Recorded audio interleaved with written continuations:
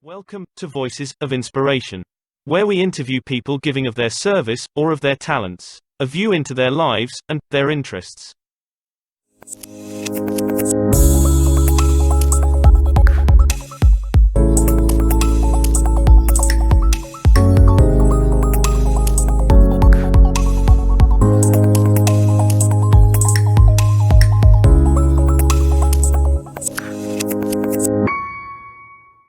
Well, welcome to the first edition of Voices of Inspiration, where we hope we might inspire some elevated listening. We're interviewing local people and not so local people about their life, their story, and the difference they're making in the community at large. And today, first of all, we have Joan Fisher, and the music that we've just heard, Happy Talking, I think just about sums you up in many ways. We shall talk about that. She was awarded the Berjhamsted Rotary Centenary Civic Award for her outstanding contributions, which have benefited so many people in the town. She's an artist herself, and I don't know if you can see that off camera, but there's some things that she's going to show us shortly. Creating beautiful, thought-provoking textiles, and with a very creative hat as well. She set up a thing called Open Door, which local people will know is a fantastic arts and community and a creative and inspirational space. So, Joan, many thanks for joining us today. Welcome. Nice to be here. Well, that music, obviously, I mean, can you sort of, I mean, with that in the background, can you tell us about yourself, please? Oh, I started off my little life up in the northeast of England, in a little town called Hebburn, which is next door to Jarrow, so full of shipbuilding and industry. My father was a chemist at Jarrow Installation, so that, in case anybody didn't know, was where the big tankers came in and unloaded their oil, and he was there to check on the content and whether it was safe to go anywhere else, and then distribute it throughout the northeast of England. Okay. So for me it was so exciting because we got to go on the boats. Oh, right. I get told off because actually it's ships. What sort of ships were there? What sort of ships There was were it? big oil tankers, huge oil tankers coming across from the Gulf and other parts of the world. So it was exciting to go in there, but I'll never forget the smell of diesel. It still remains in psyche now. Really? But it was exciting to think of all those places that they'd been to. And I just loved the thought of travel and going to these exciting places. My father was in Egypt during the war, and so of course he taught me to speak Arabic. Just a few words. I hardly remember them, and yet I spent the last 12 years when we were travelling in the Middle East. You'd think I would know better. I can still count in Arabic. Can you? Yeah. So that's okay. And then my parents moved south when I was 17. I remained in Newcastle. I stayed at university there where I met my husband, and I can't believe how the next bit worked out. It was quite fascinating. He decided he was going to go into the oil industry. Oh, okay. And he became a geophysicist with BP. Yeah. Which meant he was on the exploration side. So we're one of these evil people who actually searched for oil around the world. He said he joined BP because he could set off dynamite, because that was how they did the seismic surveys in that time. Not that I ever saw them doing anything like that. But we did have quite an interesting life, spending our time in lots of fascinating places like Singapore, Thailand, travelled to places like Madagascar. Actually ended up in Paris and found oil under the Eiffel Tower. You didn't blow that up, I hope. No, we didn't.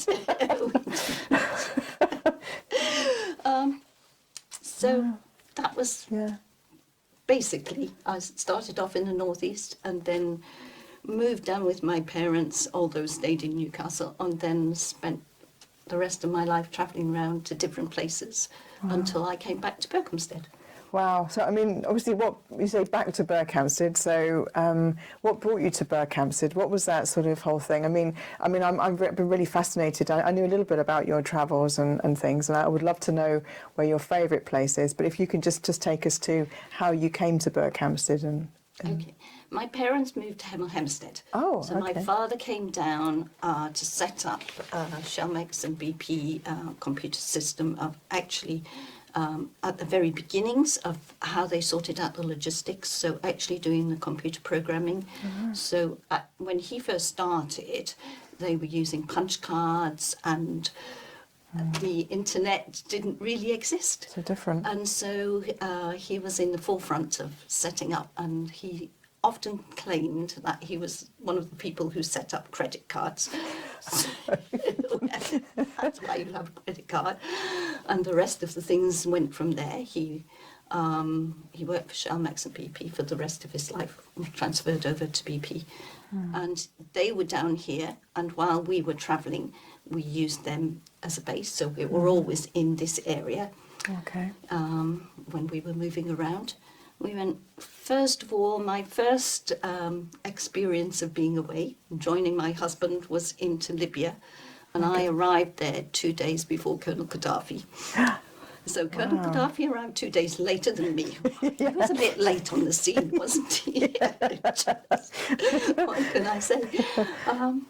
The first thing we knew about it was John went to work and then arrived home. And I said, "What are you doing back here?" He said, "Well, I was sent home." I said, "Why?" "Oh," he said, "I got to the gate and they said, 'Go home, go home.'" And he said, "What? Because of the revolution." "What revolution?" There was no sign at that stage of anything.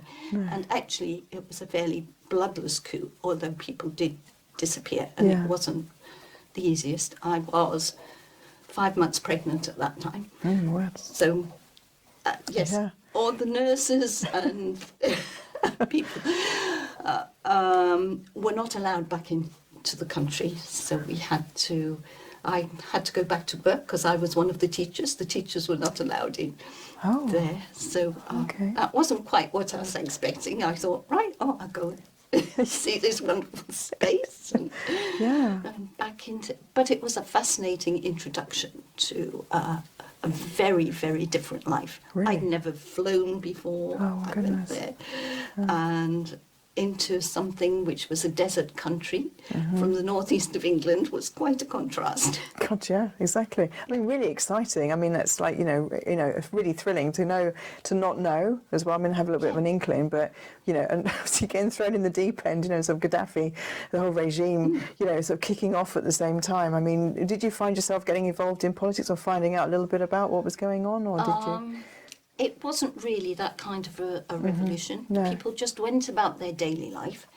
At that time, Benghazi was a small city. Okay. It had been very beautiful. Yeah. Not like it. And the beaches were superb. Really? Yeah, Yes. yeah. Had a lovely cathedral. Okay, yeah. A lot of Italians, a lot of Greeks Yeah. who had to go home. Of course, sadly. yeah, exactly. And, it was interesting going to the fish market. Going home one day, we decided we would buy this whole tuna because we'd inherited this cat. So we bought this whole tuna, and it was enormous. And it was, I never expected. For me, fish in the northeast were floppy things. This tuna was a big, stiff thing. Carrying it between us, trying to go round corners of tiny streets. What are we doing? Crazy. I bet the cat was happy, wasn't it? It was there with a knife and fork waiting for you. Unfortunately, the tuna gave it diarrhea. So we fed it brandy. So it was very happy.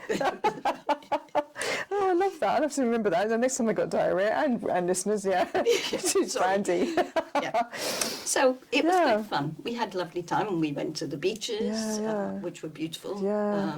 we knew a few Libyans, not many. Yeah.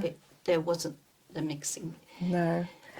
You mentioned about Hey Jude being one of the pieces of music that you'd like to have play, and we'll have that on in a second. But what's the significance for you, this song? That was, we met at university, my husband and I, and he had heard he was going to be posted overseas, so he came down to visit at my house, because it was at the end of university and starting careers and things. And that happened to be playing when he proposed to me, so... Oh. And I said, oh, I guess so. Okay. Very enthusiastic. Terrible. So, and the rest is history. Lovely. So we have to keep that one. That's our favourite piece. Okay. And having read Paul McCartney's piece on it, it wasn't a person, it was not who we thought it was. So you have to look it up, people, and see what he said about it. Okay. But for us, it's still our proposal time. Oh, lovely. We knew each other from when I had my exhibition at Open Door in Berjhamsted, when I'd come back working from the slums in Mumbai. And obviously you've moved now down the road into a lovely space, which is obviously on the ground floor and stuff, and it's beautiful. And then you've got the upstairs areas as well for training and facility. Can you tell us a little bit about what Open Door is, please? And then also what the concept is, what was, when you initially started it, and where did it come from? That's a very good question. Can I correct you just a little bit to say initially it was the upstairs gallery, because we were upstairs above the post office. So when, I can't remember. Isn't that terrible? 4.5 years ago, Malcolm Lindo said, what are you going to be doing in 2020? We need to know. We need this ambition of what you see as a vision. And we wanted to do some extra outreach for the way in, because we'd seen lots of isolation, and we'd seen lots of people who were getting very depressed. And it was amazing what a difference art made to people. And so we wanted to introduce the workshops that brought people together. And to have art on the wall, because that makes people talk, it makes people think. So that was the original. And also the Way In used to have a cafe. Originally, before all these Costas, you had the Way In cafe, to which everybody used to bring their children, the oldies used to come, everybody used to come. Okay. You could have beans on toast, special, things like that, and just sit there and chat. And we wanted to recreate that ambiance so that people could just be there and chat to people, find somebody they perhaps knew or didn't know to sit and chat to. So really that's nice idea. The concept behind Open Door. And the door is always open for everybody, and not be too expensive or not. Can you explain what happens at Open Door? Because some people might either know it just as a cafe, or they might know it as just as an art gallery. But as you say, there's a community space, and can you sort of explain kind of what's there for people? What's there? Right. As you go in the door, you'll find the art space, and a table is set up for a cafe space as well. So you can come in and you can wander around the art and have a look there.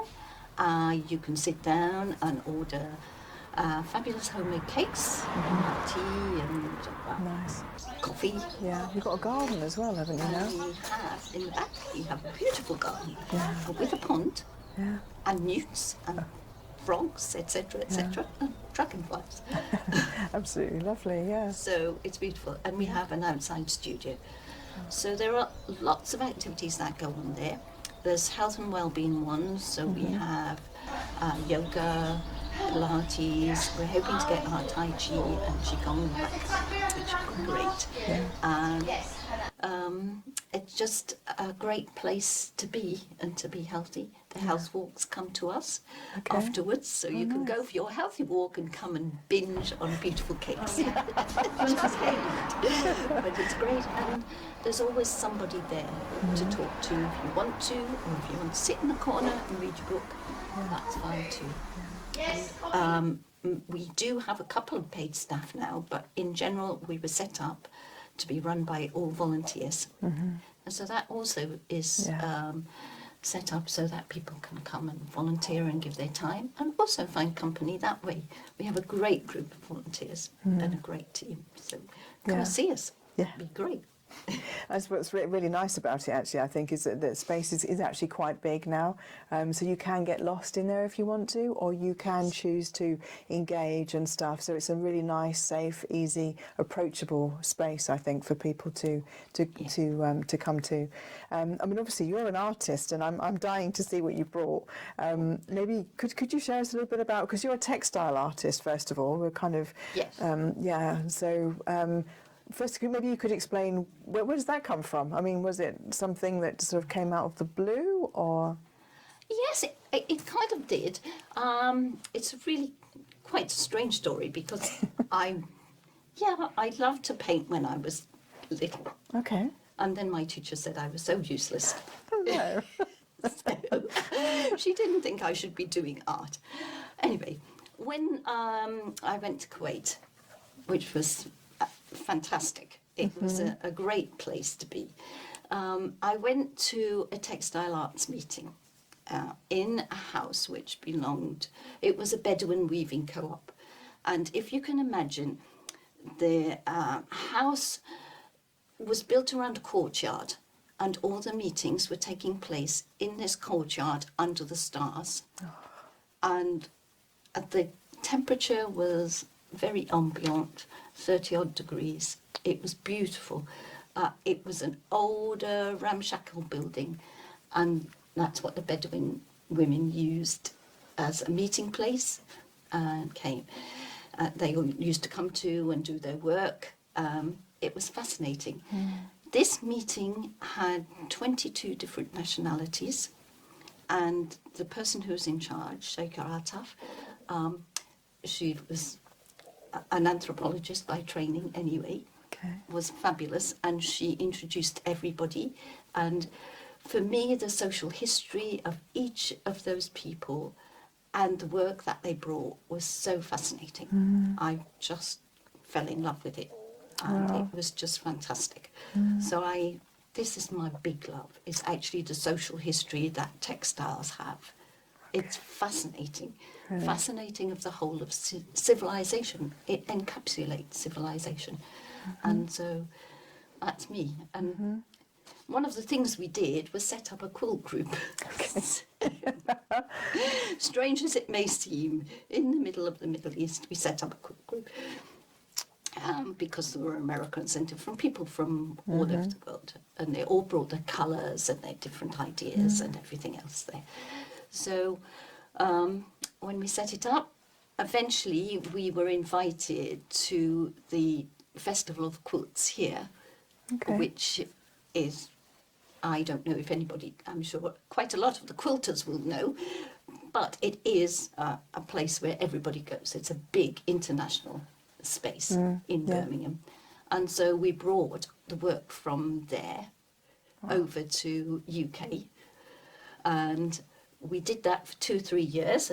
I can show you one of my quilts. It's not brilliant because we had some absolutely stunning quilters, including a quilter called Jenny Bowker, who is an Australian who was sent by Bernina to teach us, because she had, she was living in Cairo. Her husband was ambassador to Cairo at that time. And so she said, came over, and we bought all the Berninas in the Middle East. And they said, you have to have a teacher. So, there we are. Yeah.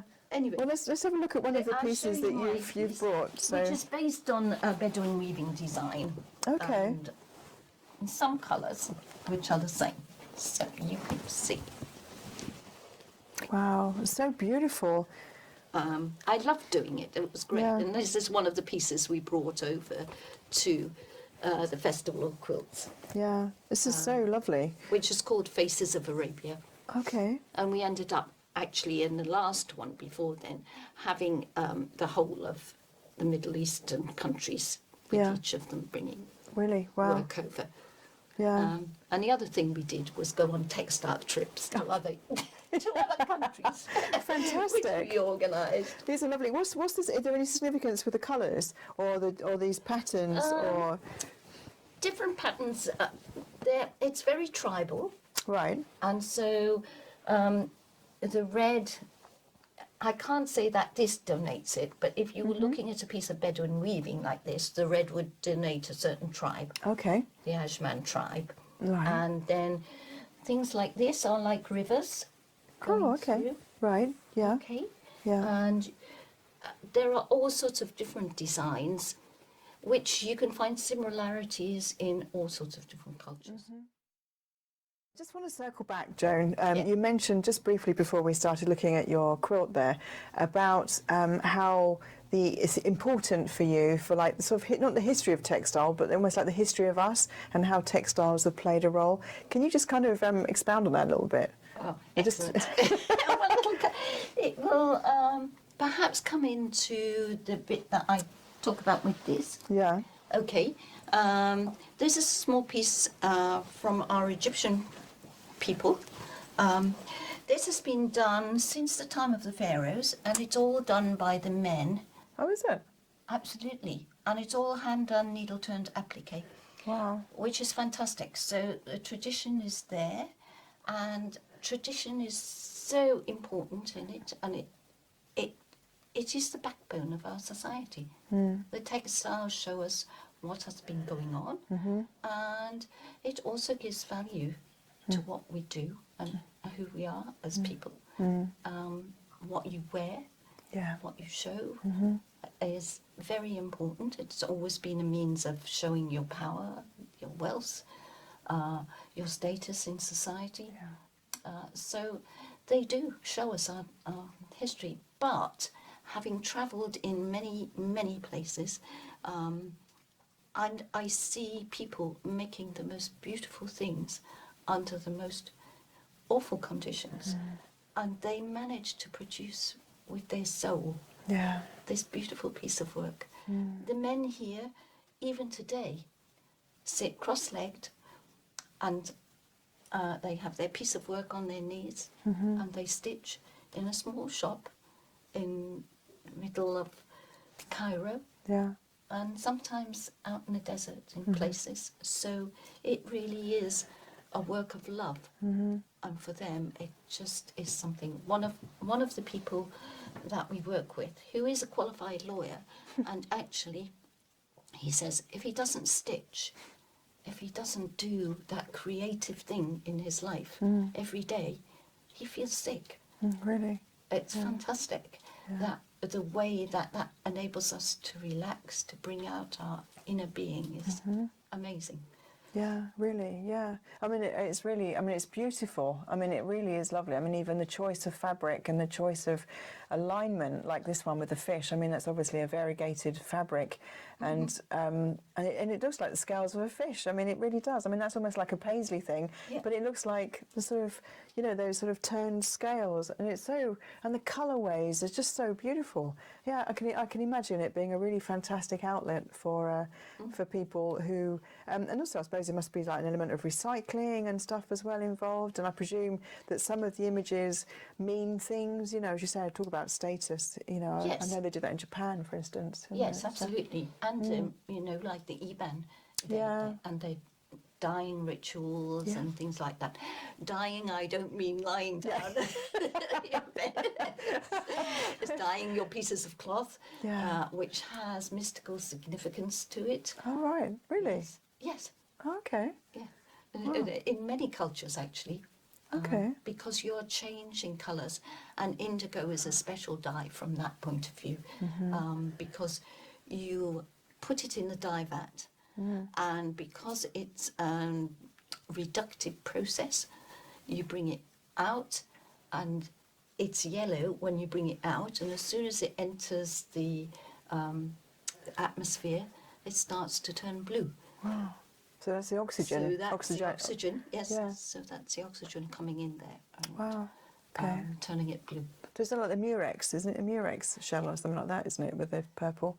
Yes, I don't know, the it's dyes very or much something. like that, Yeah. yes. Wow. Okay, that's really fascinating. It's a great experiment to try. Yeah, really. And it's interesting that you say, I mean, purple has always been a really important colour. I mean, the ancient Romans had it, didn't they, on their sort of, Absolutely. certain senators had the purple stripe. So it's always been like a go-to colour for, as you say, status or for,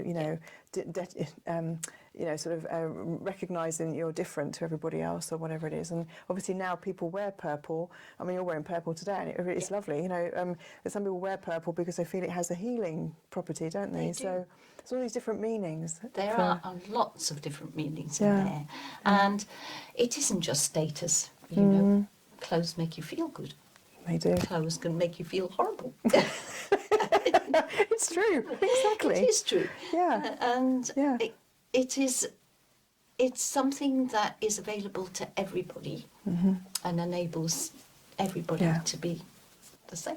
Yeah, absolutely. And like everything, you should listen to your heart, shouldn't you? And you should wear what you feel in your heart. So, Yes. And maybe we could go on to your next piece of music, which is from Peer Gynt, the Morning song. So can you tell us about what the significance of that is for you? That's my dance music. When I was very little, I always wanted to be a ballerina. Oh. But sadly, I ended up with short, stumpy legs. Never ended up being a ballerina. But I love Peer Gynt and I love morning. It's like waking up and the sun shining through the window and just a beautiful day. And most days are beautiful, even if they're misty and murky or snowy and crisp and cold. Just to be alive. It was great. Lovely. Well, that was really beautiful, really lovely. For you personally, what inspires you? I mean, we're coming near the end, and I just want to know what gets you excited in the morning? I mean, you do so many good things. What is it that really... The best thing in a day is to see somebody happy and smiling. And, and especially if they come in and they're not feeling too good, and to see them going out and feeling that bit better, and to see a smile on people's faces is the best thing in the day. Yeah. Oh. Sorry, that's it. That's my one thing that I really adore. That's really, really lovely. And you do put a smile on lots of people's faces, and for that, thank you. I really, really appreciate what you did for me as well with my exhibition and stuff. Just the generosity of everything was just wonderful. So, I suppose a final question, which I'm going to ask everybody at the end of all of these shows. But if you were going to give a piece of advice to somebody who wanted to do good or wanted to make a change or who wanted to inspire people, either whether it's locally or on a bigger scale, what bit of advice would you give them? Just go ahead and do it. Don't wait for anybody else, because you'll never do it. You just have to get on with it and do it. Does that make sense? It does. Well, that's really lovely, Joan, and thank you so much for your time here. And really, anybody who's listening, you can go to. Do you have a website of your own sort of work? But if not, they can find you at Open Door in Berjhamsted, so you can Google that. And really, I suppose, just to wrap up and have the sort of final word, your last piece of music from the Snowman Walking in the Air, what's that about? That's walking in the air, because it's so fantastic. You feel as if you're walking in the air. It's such a beautiful piece of music, isn't it, when you're floating there and whatever. And I like to think one day I shall be floating in the air and watching what's going on underneath, keeping a beady eye on things. That's all I've got to say. Sorry. That's lovely.